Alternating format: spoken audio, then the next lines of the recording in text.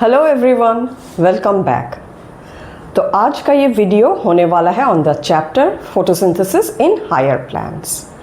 Now this is the first chapter of the unit 4 of your biology book, right. और इस unit में क्या क्या और बाकी दो चैप्टर्स हैं। दूसरा है रेस्पिरेशन इन प्लांट्स और प्लांट डेवलपमेंट एंड ग्रोथ। तो इससे पहले हमने अब तक जो भी पढ़ा है, one very important thing is what we have learned कि the way we can describe a living organism, there are two approaches. First one is to describe it at the level of the organism.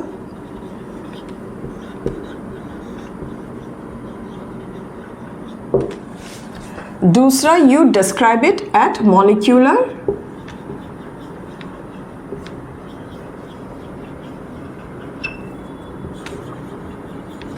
या cellular level, right. तो जब हम ये वाला approach लेते हैं to describe an organism from its organism level या higher up, it gives rise to branches of studies like ecology. Clear है। और जब हम ये अप्रोच लेते हैं मॉलिक्यूलर और सेल्यूलर लेवल पे हम डिस्क्राइब करते हैं, it gives rise to branches like biochemistry and physiology.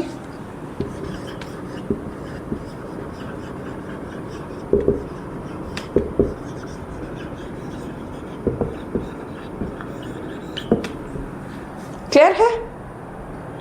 तो अब आज का जो टॉपिक है फोटोसिंथेसिस या cellular respiration, growth and development, सब हम इस अप्रोच से देखने वाले हैं। Clear. Now kids, if you are wondering कि मैम ने बोला तो था फोटोसिंथेसिस, पर ये कहाँ टू अप्रोचेज और यहाँ पे लग गई। If you open your book and if you see unit 4 के बिल्कुल बिगिनिंग इंट्रोडक्टरी पार्ट में इन दो अप्रोचेज के बारे में बोला गया है। So it is very important that you know and understand these lines. Okay, तो ये इंट्रोडक्शन के बाद अब आते हैं मुद्दे पे, photosynthesis. So what is photosynthesis? It is not at all a new term for any one of you, right? आप क्लास 5-6 से सुनते आ रहे हैं। So जो definition हम क्लास 5-6 से सीखते आ रहे हैं, that is what? Photosynthesis is a process by which green plants या green parts of plants synthesize organic compounds in presence of sunlight using carbon dioxide and eliminating oxygen as a byproduct. Right. तो according to that reaction क्या होता है, let's write. तो ये reaction मिलता है carbon dioxide plus water in presence of sunlight and chlorophyll. ये एक शुगर हो गया, या this is the organic compound, it gives out water and oxygen is released. तो इसी रिएक्शन को अगर हम एनालाइज करें तो हम क्या बोल सकते हैं, here it is resulting in the formation of a compound, so it is synthesizing something. तो photosynthesis क्या हो गया,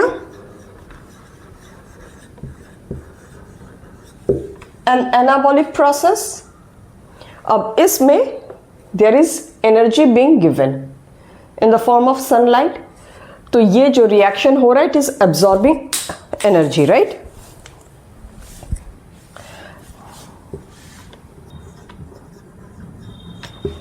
तो ये एक एंडरगोनिक प्रोसेस भी हो गया, रिक्वायरिंग एनर्जी, प्लस ये कार्बन डाइऑक्साइड जो था उस पे there is hydrogen being added, तो इट इज बीइंग रिड्यूस्ड। लेकिन ये वाटर जो है ये स्प्लिट करके इसमें से oxygen is being given out. तो यहाँ पे both reduction as well as oxidation हमें देखने को मिल रहा है। So photosynthesis is an anabolic endergonic oxido reduction process, right. Now आपने बायोलॉजिकल क्लासिफिकेशंस पढ़ा है, मोनेरा पढ़ा है, kingdom monera, animal kingdom, plant kingdom, everything. तो by now as a student of class 11 you must be knowing one thing कि यहाँ तक तो सब ठीक है। फोटोसिंथेसिस अब क्या होता है, फोटोसिंथेसिस क्या सारे के सारे फोटोसिंथेसिस में ऑक्सीजन रिलीज होता है? The answer is no. तो photosynthesis happens to be of two type.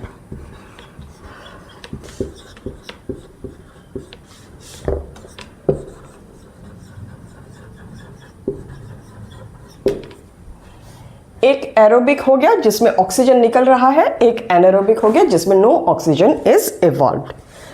Now dear students, if as a student of class 11 you have to define what photosynthesis is, taking into account these factors also, what should be the new definition of photosynthesis?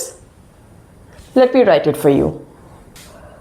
So photosynthesis is an enzyme mediated process of manufacture of organic compounds.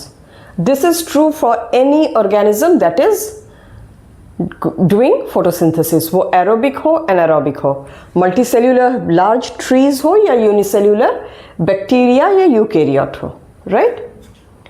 Inside chlorophyll containing cells. See, this is such a clever way of defining, because जब prokaryotes bacteria photosynthesize कर रहे हैं, you know उनके अंदर कोई membrane bound organelle होता नहीं है, it is just the cell. तो उसके बाद that is why when you say chlorophyll containing cells, it includes both the prokaryote as well as the eukaryote. समझ में आ रहा है? From carbon dioxide, बिल्कुल कच्चा माल यही है, and a hydrogen donor. ये hydrogen donor instead of water क्यों कहा गया है?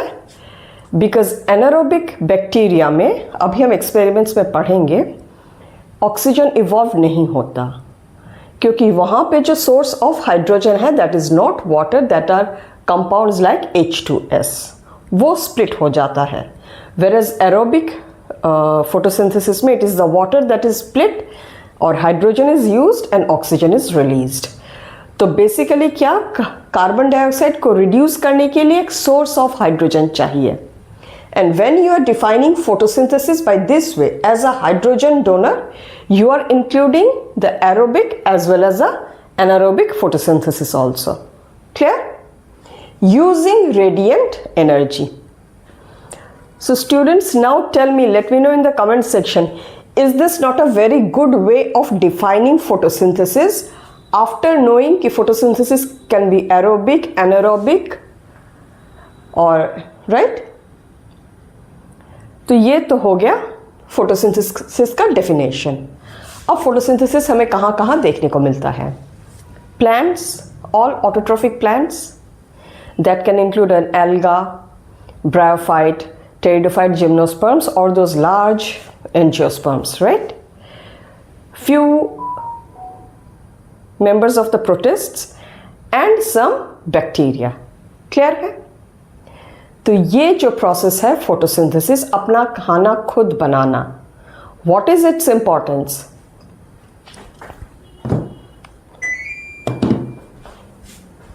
Its importance is really very very much to the whole biosphere या the whole world.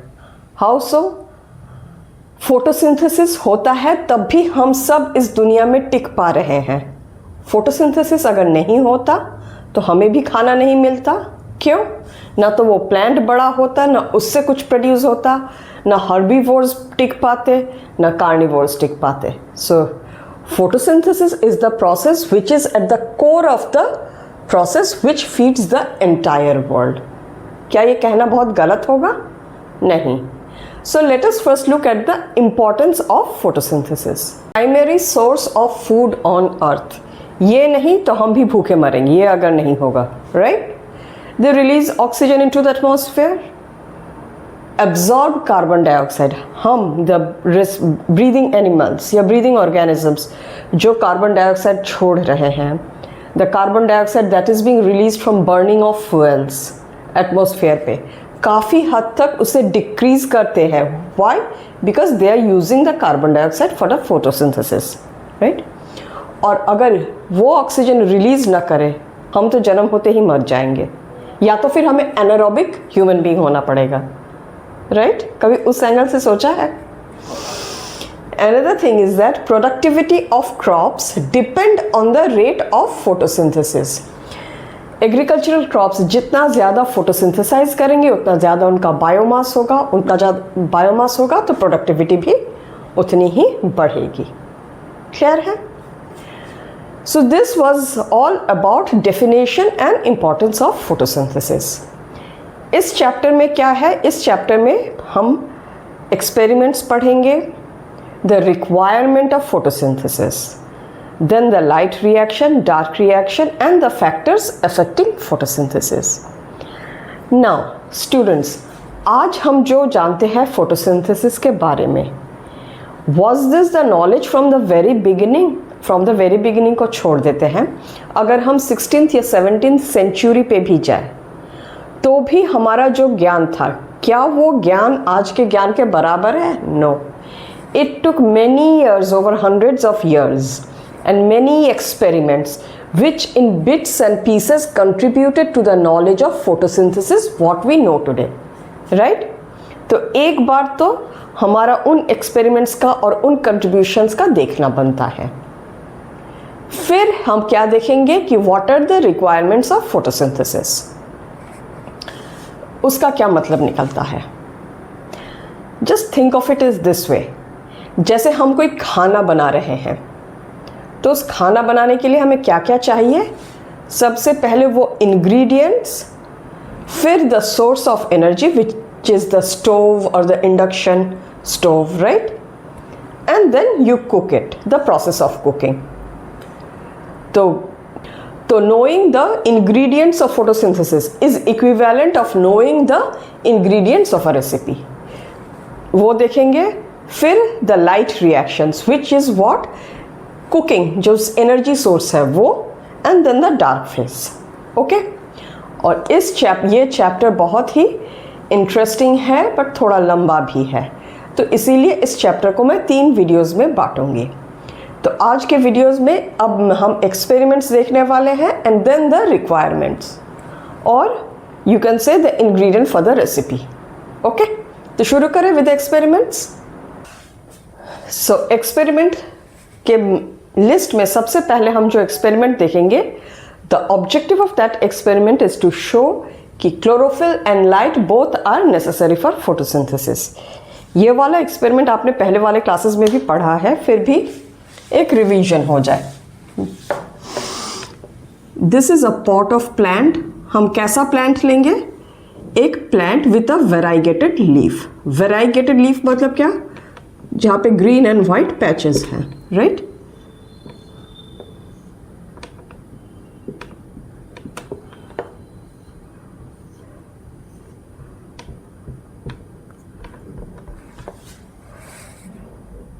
अब हम क्या करेंगे, इसमें से कुछ लीव्स को खुला छोड़ देंगे और कुछ लीव्स को एक ब्लैक पेपर से कवर कर देंगे।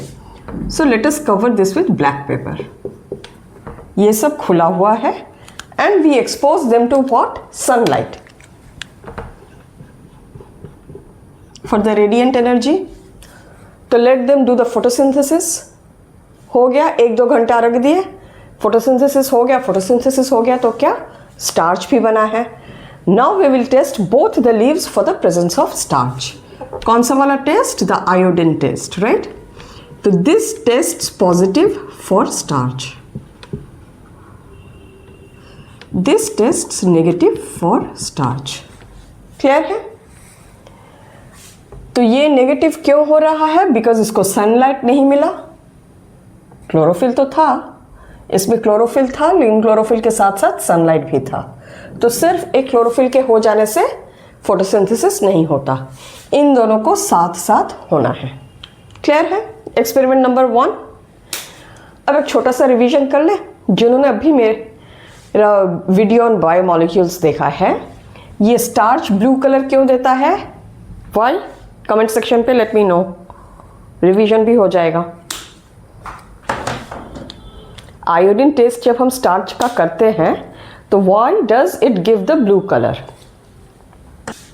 Now the next reaction is Moll's half leaf experiment, और इसका ऑब्जेक्टिव क्या है? To show that carbon dioxide is important. तो इसमें क्या किया जाता है? You take a leaf of a plant,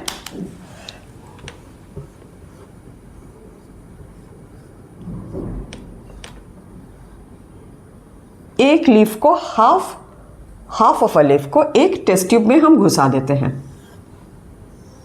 right, और हाफ को खुला छोड़ देते हैं। और इस टेस्ट ट्यूब में we have this cotton balls. 1 minute. तो ये कॉटन बॉल्स कोई ऐसे कॉटन बॉल्स नहीं, इन्हें हमने पोटेशियम हाइड्रोक्साइड पे सोक कर रखा है, सोक्ड इन KOH। KOH क्या करता है, वो एटमॉस्फेयर से it absorbs carbon dioxide, absorb कर लेता है। तो यहाँ के हवा में कोई कार्बन डाइऑक्साइड बचता नहीं है। फिर you allow this plant to photosynthesize for some time, take this leaf out, इस हाफ का अलग से टेस्ट करो फॉर स्टार्च, इसका अलग से। This gives positive result, this gives negative for starch. Clear है?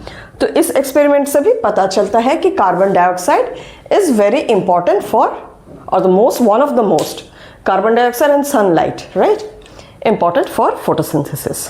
क्लियर है? तो ये तो 2 बेसिक एक्सपेरिमेंट्स थे। Now let us begin to look at some of the very important historical contributions, historical experimental contributions towards the process of photosynthesis. Okay, and let's begin by Joseph Priestley's experiment. तो first experiment किनका है? Joseph Priestley का, and his experiment is called what? The bell jar experiment. तो what did he do? ये एक bell jar है, इसके अंदर एक कैंडल, एक जलता हुआ candle, 1 burning candle and a mouse, ये एक छोटा सा माउस। ओके, इसको बंद करके रखा inside a bell jar. After some time what did he observe? बत्ती गुल, माउस डन, यानी the candle got extinguished and the mouse also died. Then he repeated the same experiment, but this time what he did, he also placed, मैं इस jar को थोड़ा सा बड़ा कर दूं,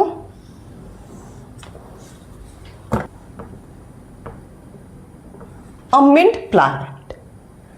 तो अब सेटअप में क्या है? एक जलता हुआ कैंडल, एक चूहा और एक mint plant.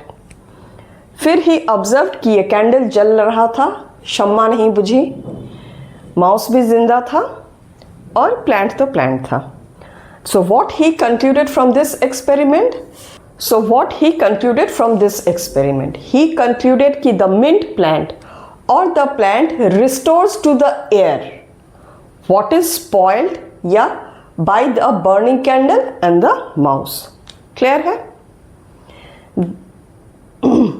And in addition to this, in the year 1774, he discovered oxygen.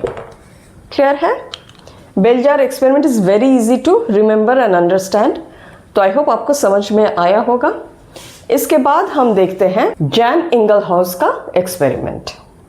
So next हम देखते हैं इनका experiment. What did he do the experiment with an aquatic plant hydrilla.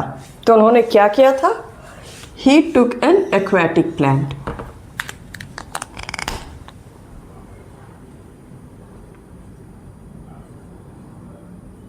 कुछ इसी टाइप का होता है। ओके,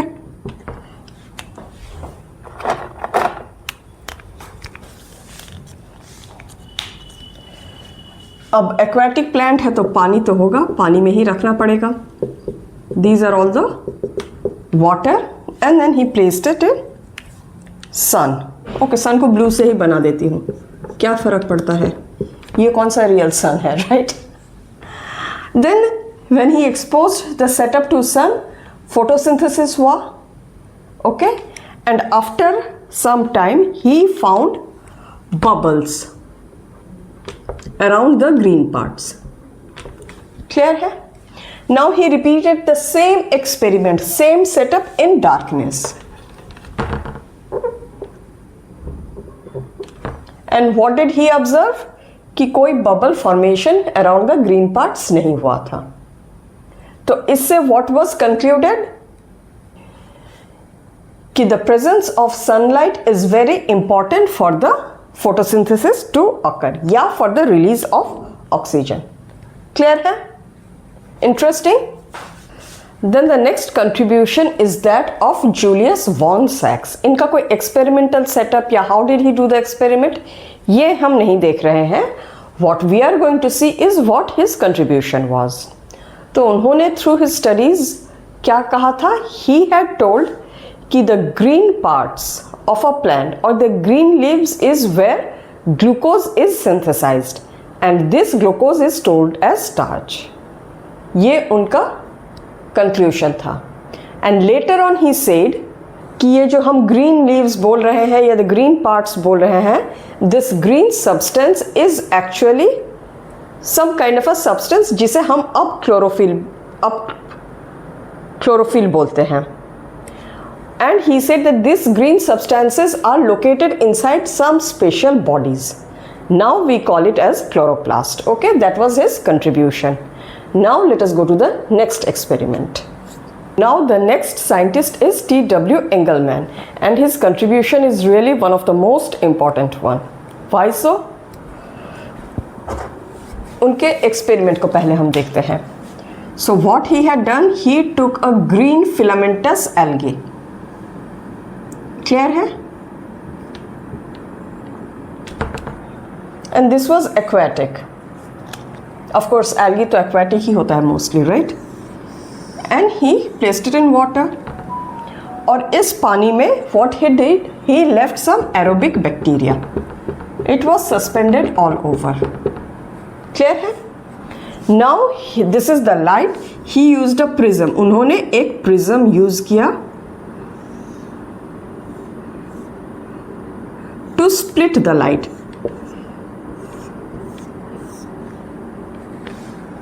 अब visible light जब split होता है तो क्या होता है? VIBGYOR, विबजियर होता है. क्लियर है? And he allowed the photosynthesis to occur for some time. तो जैसे जैसे photosynthesis हुआ, इस सस्पेंशन में, इस पानी में जो एरोबिक बैक्टीरिया चारों तरफ थे, they started to concentrate in 2 areas. ये रेड है, मैं यहाँ पे लिखती हूँ विबजियर.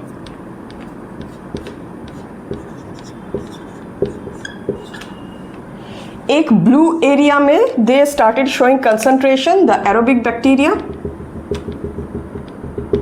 और एक रेड वाले इलाके में.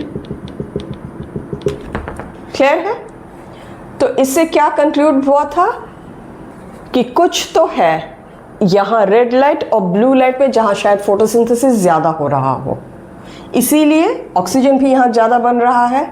ऑक्सीजन ज़्यादा बन रहा है तो all the bacteria from the all over are coming and getting accumulated here. So this was the first experiment to point towards action spectrum. अब बच्चों आप पूछेंगे कि एक्शन स्पेक्ट्रम क्या है? स्पेक्ट्रम यू ऑल नो, यही तो एक स्पेक्ट्रम है. एक्शन स्पेक्ट्रम वो स्पेक्ट्रम जहाँ की कुछ एक्शन देखने को मिलता है. Simple, if you add the both the words, यही तो है. बट ये एक्शन है क्या? ये एक्शन यहाँ पे है फोटोसिंथेसिस. तो इस पूरे वाले स्पेक्ट्रम में जिस वेवलेंथ ऑफ लाइट में एक्शन हो रहा है, यानी जहाँ फोटोसिंथेसिस हो रहा है, उस वाले को क्या बोलते हैं? Action spectrum. क्लियर है? So his contribution was very important one. Now the next scientist and his contribution. So his name is what? Cornelius Van Niel. Now या अभी हमने जब photosynthesis का definition पढ़ा, we were talking of aerobic as well as anaerobic photosynthesis, right? तो he had done study on green and purple sulfur bacteria और वो photosynthetic है, पर किस टाइप के? Anaerobic photosynthetic bacteria. He studied on, और उन्होंने यहाँ पे फोटोसिंथेसिस स्टडी करते वक्त what did he supply? He supplied H2S as the source of hydrogen. और हाइड्रोजन आके जाके क्या करता है? ये स्प्लिट हो जाता है. The hydrogen is combined with carbon dioxide to reduce it to form a sugar and the sulphur is released. तो यहाँ पे what did he saw? He saw the formation of sugar but no oxygen. कोई oxygen evolve नहीं हुआ था, right? But when he was compared it with the photosynthesis of green plants.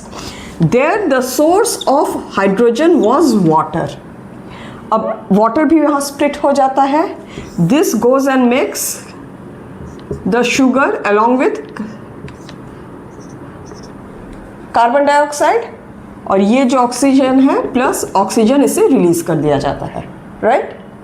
So from his study it was concluded कि there has to be a source of hydrogen or a hydrogen donor to reduce carbon dioxide. For aerobic plants it is water, for anaerobic it can be a compound like hydrogen sulfide. और उनके इस experiment को was proven later by using radioactive techniques. Very interesting. Now और एक आध scientists और हैं, okay. अभी और ज़्यादा साइंटिस्ट्स बचे नहीं हैं. जस्ट इन केस किसी बच्चे को अगर लग रहा हो कि हमने बॉटनी छोड़ दिया और अब हिस्ट्री क्लास में आ गए हैं, I don't think you should feel it that way, क्योंकि यहाँ पे जो भी हम एक्सपेरिमेंट्स देखते रहे हैं काफ़ी इंटरेस्टिंग है कि नहीं? Please let me know in the comment section. Now first is Hill. What did he propose? He said कि evolution of oxygen occurs during light reactions of photosynthesis. फिर Calvin, he was awarded Nobel Prize because he found the C3 pathway. Calvin was studying the synthesis of sugars using radioactive isotopes of carbon along with J.A. Basham. Okay, and after his study he gave the C3 pathway. For this Nobel Prize उन्हें दिया गया था. फिर है Hatch and Slack pathway. He contributed the C4 pathway. हम आगे चल के C3 एंड C4 दोनों ही पढ़ने वाले हैं. तो dear students, with this we come to an end about of contribution of the scientists that are given there in your syllabus. अब हम रॉ मटेरियल्स या द इंग्रेडिएंट्स देखते हैं, क्या क्या चाहिए फोटोसिंथेसिस के लिए. तो सबसे पहले तो कार्बन डाइऑक्साइड चाहिए, and for aerobic photosynthesis water, जो बहुत इंपॉर्टेंट है और जिसे हम गहराई से पढ़ेंगे, दैट इज लाइट. तो रॉ मटेरियल्स में कार्बन डाइऑक्साइड एंड वाटर हमने लिख लिया है. लाइट को ही अब देखते हैं. So light is, what is light? In nature sunlight is the source of light. तो सनलाइट से जो रेडिएशंस निकल रहे हैं, they are what? They are all electromagnetic waves of different wavelengths. और अगर हम उन इलेक्ट्रोमैग्नेटिक वेव्स को एनालाइज करें, there are gamma rays, X rays, cosmic rays, many different kind of rays, right. Now the sunlight that reaches the earth, and this is the earth. The sunlight that is reaching the earth, उसका wavelength का क्या है? It is from 300 to 2600 nanometer in wavelength. ये उसका variation है. Of this the visible part within this is called light. और वो क्या है? What is that? That is 390 to 730 nanometer, right. इन या हम कह सकते हैं 3900 to 7300 एंगस्ट्रॉम. क्लियर है? तो ये हो गया लाइट. अब इस लाइट को हम अगर प्रिज्म से देखें तो the light gets split into VIBGYOR. Clear है? तो बच्चों, आपको क्या लगता है कि ये 390 से 730 क्या पूरा का पूरा फोटोसिंथेसिस के लिए यूज होता है? पूरा का पूरा फोटोसिंथेसिस के लिए यूज नहीं होता. इवन विद इन दिस, ये हो गया लाइट. इसमें से भी 400 to 700 nanometer is that light या that range of light in which photosynthesis occurs. और इस spectrum of light को बोला जाता है photosynthetically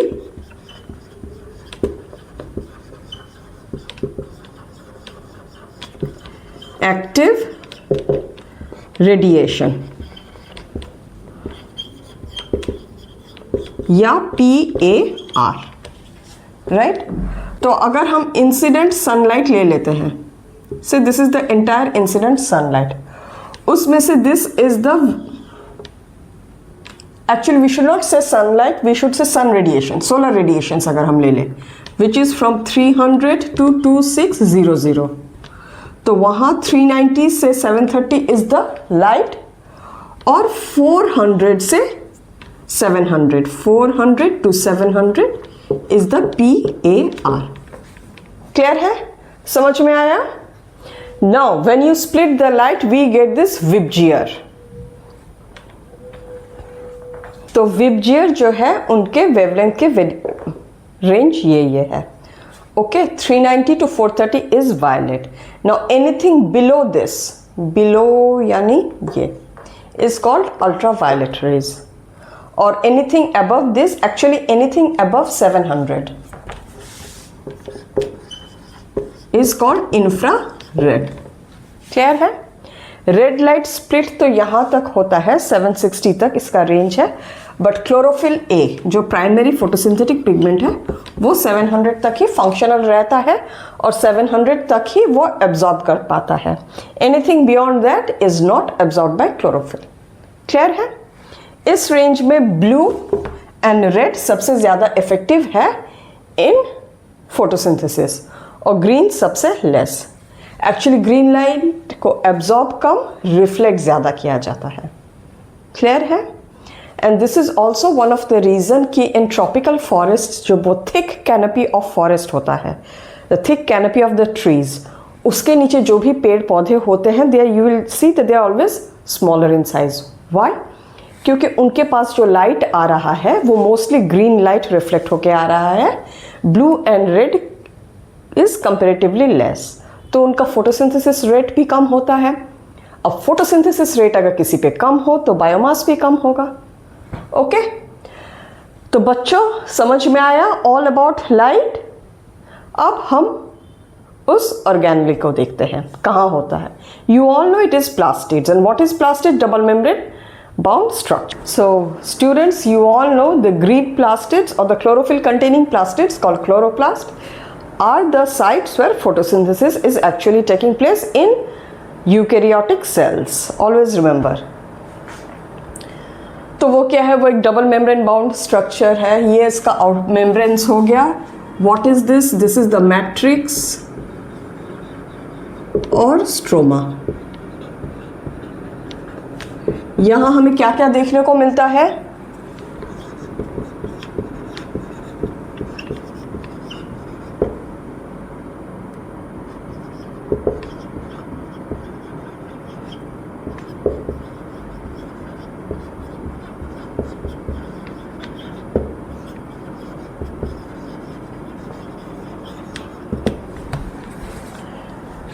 Chloroplast DNA, which is a single circular DNA, RNA, ribosome.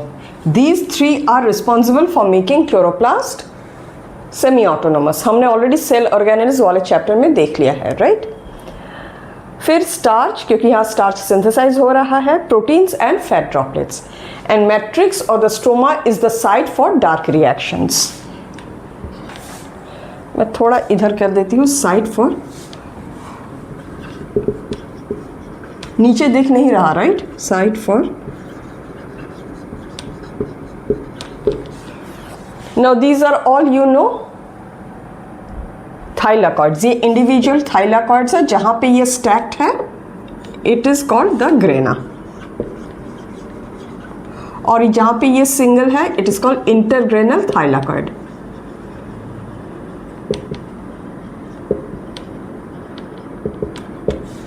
And this thylakoids, एक है थाइलाकॉइड में लिख देती हूं, are the site for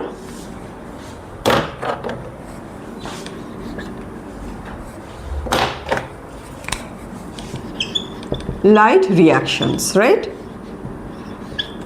clear है? अब हम एक थाइलाकॉइड का स्ट्रक्चर देखते हैं।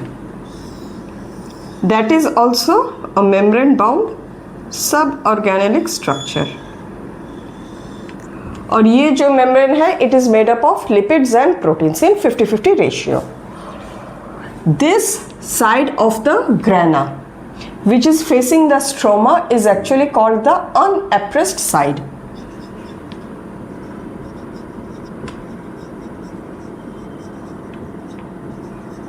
और जहां ग्रेना पे थाइलाकॉइड्स है, ये वाला side which is facing another thylakoid is called the appressed side. Clear है? और ये अंदर जो ये स्पेस है that is called the lumen. Clear?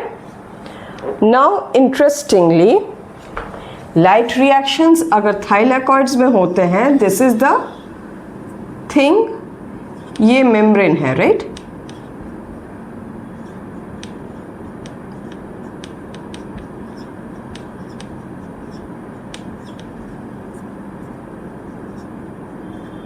And so on, ये जा रहा है. यहां पे वो सारे के सारे प्रोटीन्स क्या क्या है? This contain the proteins, photosystems and ATP synthetase for carrying out the light reactions. वो सारे के सारे पिगमेंट्स एंड मॉलिक्यूल्स इस मेम्ब्रेन में गढ़े हुए होते हैं. They are all embedded in this membrane of thylakoid. Is that crystal clear? बच्चों समझा पा रही हूँ? मज़ा आ रहा है या बड़बड़ बड़बड़ किए जा रही हो ऐसा लग रहा है? Please let me know in the comment section. Okay, तो ये हो गया क्लोरोप्लास्ट. अब हम देखते हैं pigments. Now the pigments for photosynthesis. Okay, ये pigments it can be categorized into two major categories. First category is chlorophylls, दूसरा है कैरोटिनॉइड्स. क्लोरोफिल्स में हम क्या क्या देखते हैं? क्या क्या टाइप ऑफ क्लोरोफिल्स हो सकता है? Chlorophyll A, chlorophyll B, C, D and chlorophyll E. Clear है? इसमें से chlorophyll A is said to be the primary photosynthetic pigment. Clear? And also the universal photosynthetic pigment for all aerobic photosynthetic organisms. Please remember that, क्योंकि bacteria में जो chlorophyll होता है that is called bacteriochlorophyll, वो इस chlorophyll A से अलग होता है. Now in the kingdom Monera, cyanobacteria या the blue green algae, they are aerobic minded, तो वहां पे क्लोरोफिल ए हमें देखने को मिल जाएगा. And that is why I said chlorophyll A is the universal photosynthetic pigment for all aerobic photosynthetic organisms. Clear है? फिर ये सारे के सारे एक्सेसरी क्लोरोफिल्स हम बोल सकते हैं. ओके, इसमें से chlorophyll A and chlorophyll B higher plants में ज्यादा पाया जाता है. Chlorophyll B, C, D is common in algae.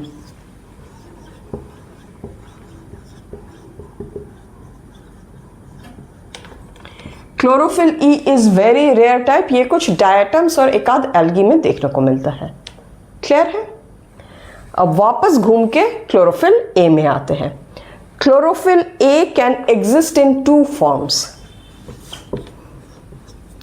और वो टू फॉर्म्स डिसाइड कौन करता है कि ये क्लोरोफिल ए जो मॉलिक्यूल है ये कौन से वाले स्पेक्ट्रम ऑफ लाइट को एब्जॉर्ब कर रहा है. And chlorophyll a always forms the photocenter, sorry not the photocenter, the reaction center of photosystems. वो क्या है वो हम अभी लाइट रिएक्शंस में देखेंगे. सो क्लोरोफिल अगर उसका एब्जॉर्प्शन स्पेक्ट्रम 700 नैनोमीटर है, we denote it as P700. अगर उसका एब्जॉर्प्शन स्पेक्ट्रम 680 नैनोमीटर है, वी डिस्क्राइब इट एज और P680. क्लियर है? This becomes the reaction centre. This becomes the reaction center for photosystem 1 and this for photosystem 2. All clear about chlorophyll? अब हम आते हैं carotenoids में. Carotenoids are yellowish to brownish to orangish या reddish color pigments, and they are either associated with chlorophyll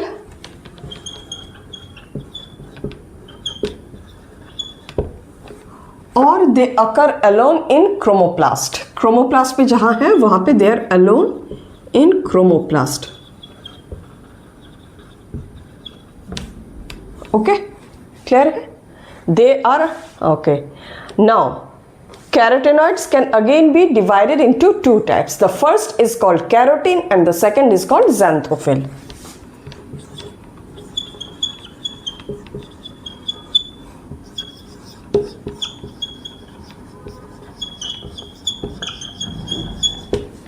Clear? Now carotene is what? It is, they are always hydrocarbon by nature with the general formula C40H56. Clear है? और इनका colour you most of the time it's orangish and reddish या orange आप बोल सकते हैं। One of the important example of a carotene is lycopene, जो हमें टोमेटो में देखने को मिलता है। Okay, and xanthophyll, it is yellowish to brownish coloured pigment which is a derivative of carotene, और इस वाले पिगमेंट में ऑक्सीजन भी होता है। क्लियर है? xanthophyll हमें कहाँ देखने को मिलता है? मोस्टली इन एल्गी, और ब्राउन एल्गी में एक स्पेशल xanthophyll मिलता है which is called fucoxanthin. Example फ्यूकोजैंथिन।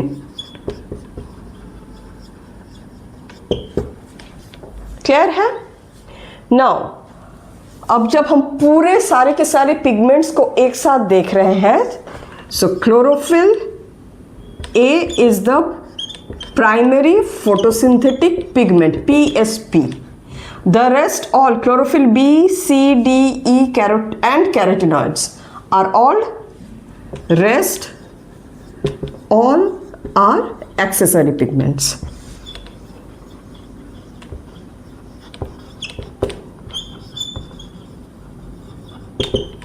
This means what? They absorb the light energy and give it to chlorophyll A. Clear? समझ में आया? Everything clear about pigments, lights and everything? अब खाली एक ही चीज बच जाता है। हम जो अब तक देख रहे थे, वी वर सीइंग कि this is photosynthetically active radiation, ये ब्लू लाइट यहाँ है, रेड लाइट यहाँ है। इसी सारे बात को हम एक ग्राफ में देख लेते हैं। Let us try to understand what absorption spectrum and action spectrum is. Okay, so यहाँ 3 ग्राफ बने हुए हैं। The first graph is that of absorption spectrum. This x-axis it represents the wavelength 390 से 700 तक. Okay, these are the different pigments. Absorption spectrum मतलब क्या? It is showing the absorption activity of the different pigments. This is for chlorophyll A, this is for chlorophyll B, and this is for carotenoids. Clear है? तो यहाँ पे हम क्या देखते हैं कि chlorophyll A is forming a peak here and here somewhere near 700 and here somewhere between 400, right? उस एरिया में chlorophyll B is also more और less forming peaks in the same area, similar. और ये कैरोटेनॉइड्स है, इनका pick यहाँ form हो रहा है somewhere between 450 to 500, 550 इस रेंज में। and this is the same, sorry, this is the graph, ये एक्शन स्पेक्ट्रम का ग्राफ है। ये here you have the wavelength and here this is measuring the release of oxygen. Action spectrum मतलब क्या? ये कौन से वाले वेवलेंथ में ऑक्सीजन का इवोल्यूशन ज्यादा हो रहा है। सो यहाँ पे एक पीक फॉर्म हो रहा है, दूसरा यहाँ पे एक पीक फॉर्म हो रहा है। Clear? Now the third graph is super imposition of absorption and action spectrum. ये एब्जॉर्प्शन स्पेक्ट्रम जहां जहां पीक फॉर्म हो रहा है, सॉरी, ये एक्शन स्पेक्ट्रम जहां जहां पीक फॉर्म हो रहा है, वही वही absorption spectrum of chlorophyll A भी पीक फॉर्म कर रहा है। यानी जहां जहां क्लोरोफिल ए बहुत ज्यादा लाइट एब्जॉर्ब कर रहा है, वहां वहां ऑक्सीजन का इवोल्यूशन बहुत ज्यादा या सबसे ज्यादा देखने को मिल रहा है। And it is forming 2 such peaks. Action spectrum का भी वही है, एब्जॉर्प्शन स्पेक्ट्रम का भी वही है। तो इससे क्या पता चलता है और कि chlorophyll A is the primary photosynthetic pigment, ये बाकी सारे एक्सेसरीज हैं, they help the chlorophyll A pigment. Clear है students? All clear?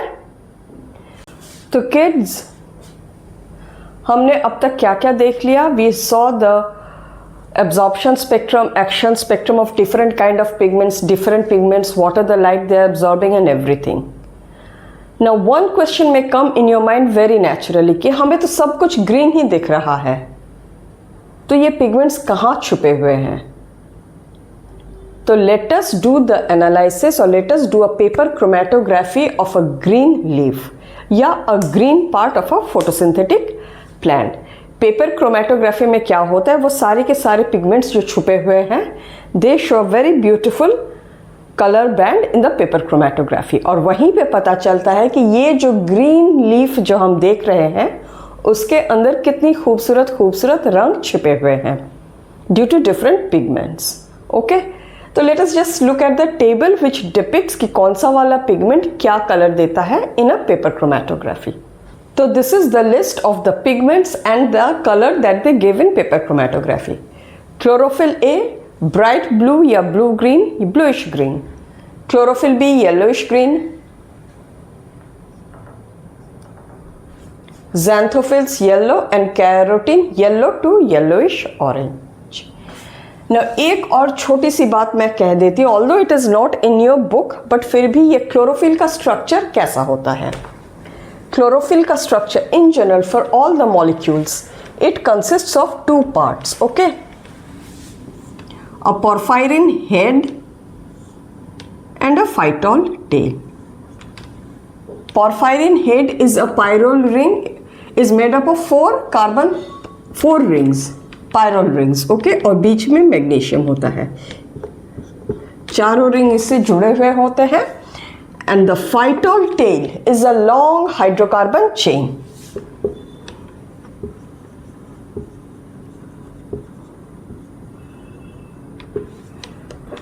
Why do you think chlorophylls need a long hydrocarbon chain? क्योंकि ये सारे के सारे थाइलाकॉइड में एम्बेडेड है, राइट? थाइलाकॉइड के मेम्ब्रेन में. और मेम्ब्रेन मतलब क्या?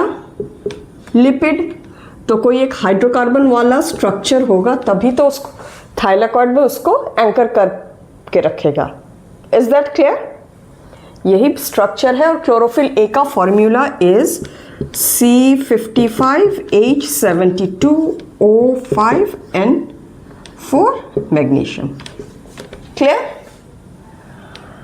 तो विद समझ में आया?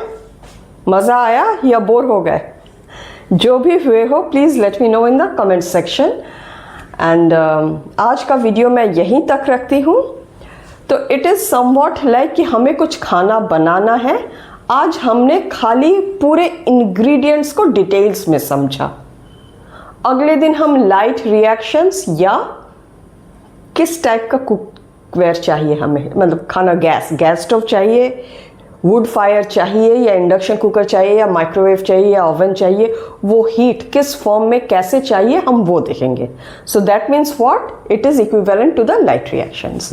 तो आज का ये वीडियो कैसा लगा please let me know in the comment section. And students who are new to this video, who are watching my videos for the first time, please don't forget to subscribe to the channel and give a like to this video.